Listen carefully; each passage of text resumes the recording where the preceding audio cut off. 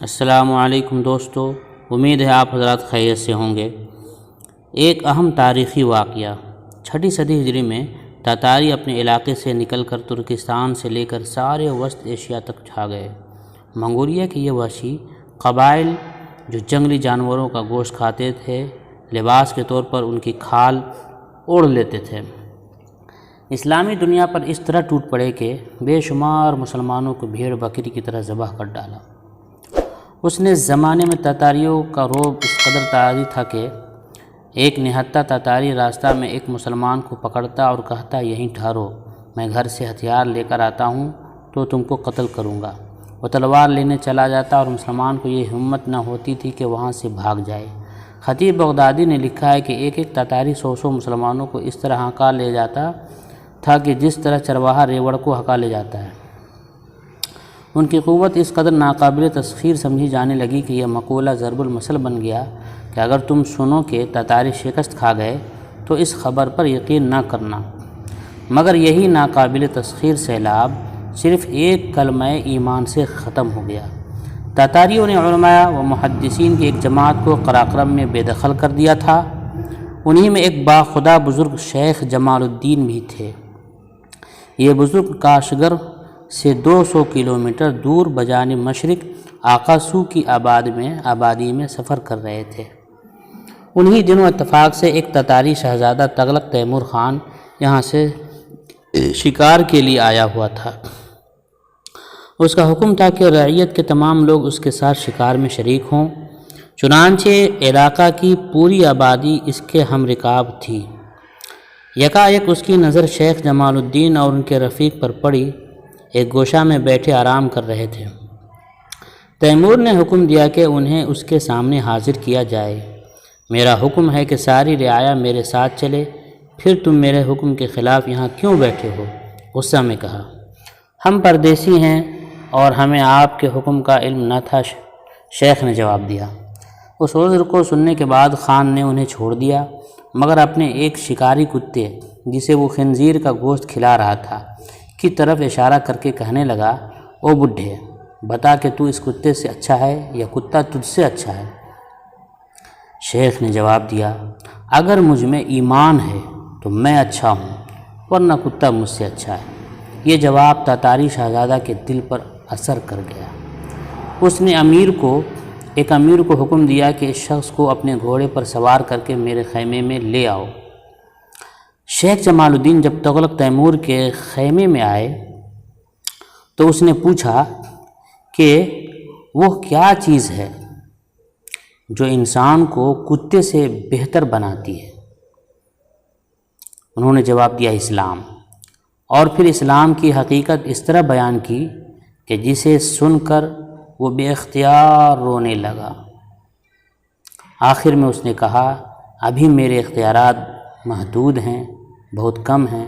جب میں تخت پر بیٹھوں اس وقت ضرور میرے پاس آنا، میں وعدہ کرتا ہوں کہ میں اس وقت مسلمان ہو جاؤں گا۔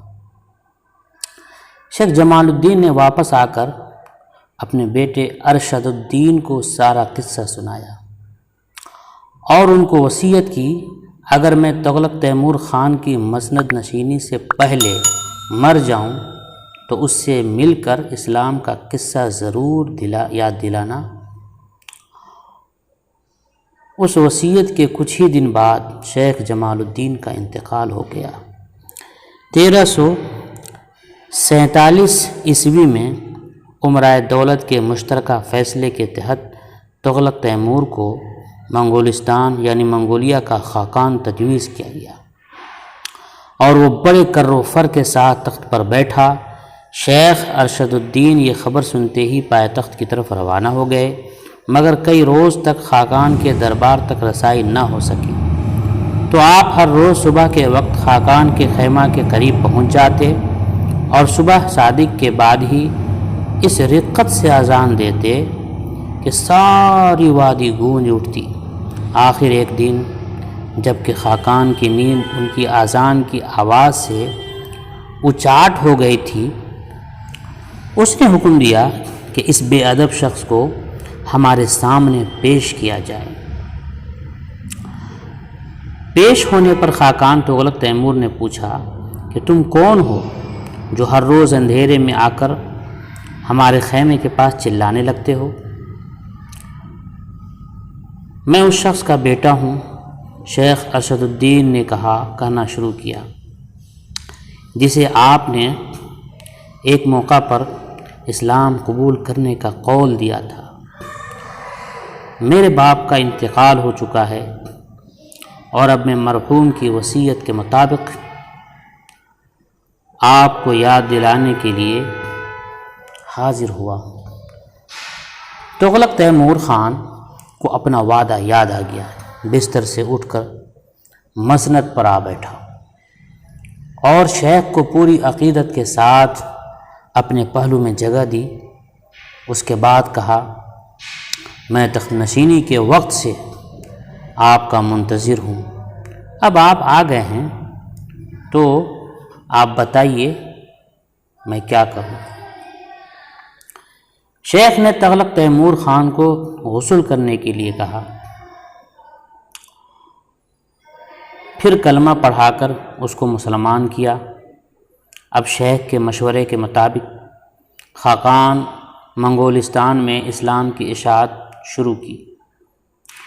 پہلے اس نے ایک ایک امیر کو الگ الگ بلا کر دین حق کی دعوت دی۔ اس طرح بہت سے امیر مسلمان ہو گئے۔ آخر میں جب امیر جبر اس کو دعوت دی گئی تو اس نے بڑے نازک صورت پیدا کر دی۔ اس نے یہ شرط پیش کی کہ اگر شیخ ارشد الدین میرے پہلوان سات شنے کو کشتی میں پچھاڑ دے تو میں اسلام قبول کر لوں گا۔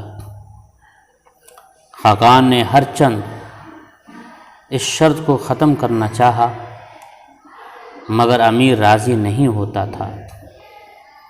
اس اثنا میں شیخ ارشد الدین کھڑے ہوئے اور کہا، مجھے امیر کی شرط منظور ہے۔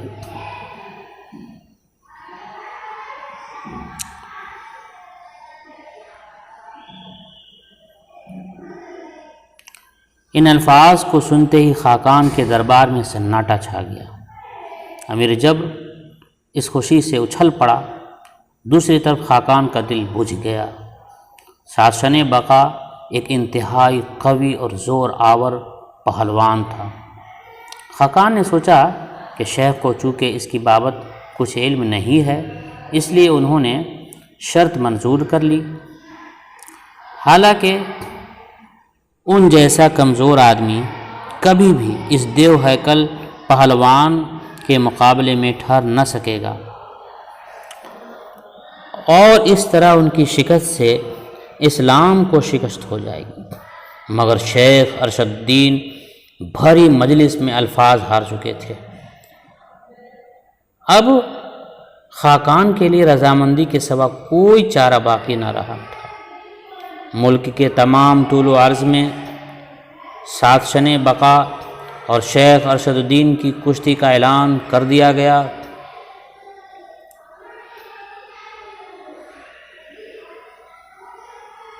امیر جبر نے اس دنگل کے اشتہار میں اپنی زیادہ سے زیادہ طاقت صرف کر دی۔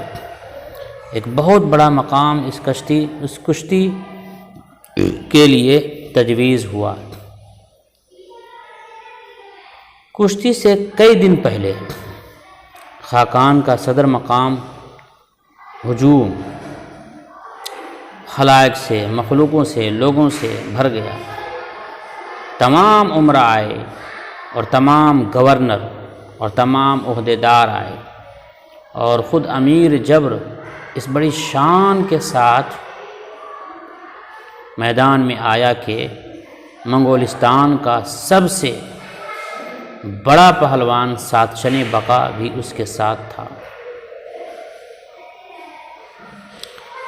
شاہی نقارے پر چوٹ پڑی اور لوگوں نے دیکھا کہ امیر جبر اور اس کا پہلوان مست ہاتھی کی طرح کھڑا ہوا ہے۔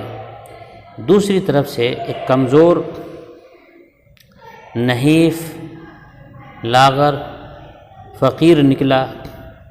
تماشائیوں نے اپنی سانسیں روک لی۔ مسلمان دعا میں مشغول ہو گئے۔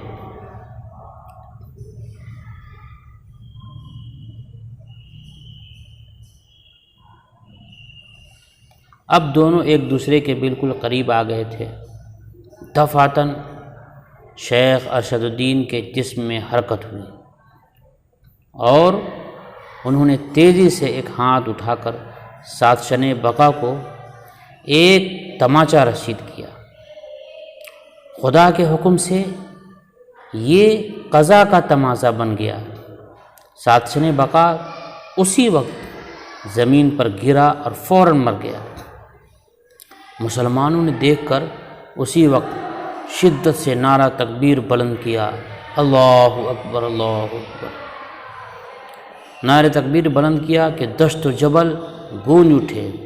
کفر اسلام کی کشتی خدا کے حکم سے ایک ہی لمحہ میں ختم ہو گئی۔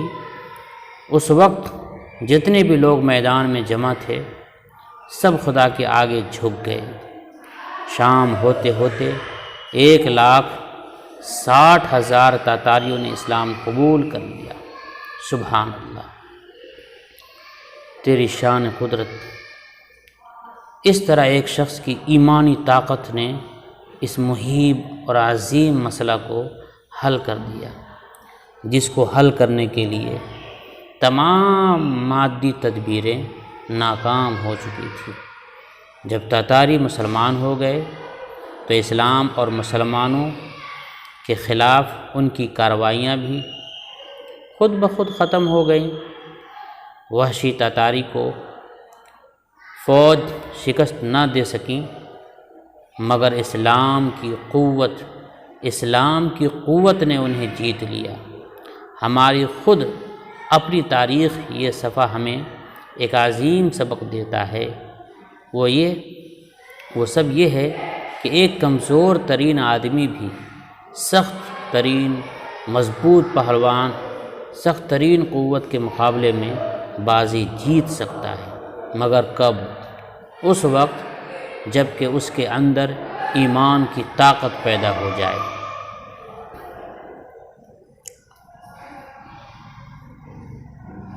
السلام علیکم دوستو، امید ہے آپ حضرات خیریت سے ہوں گے۔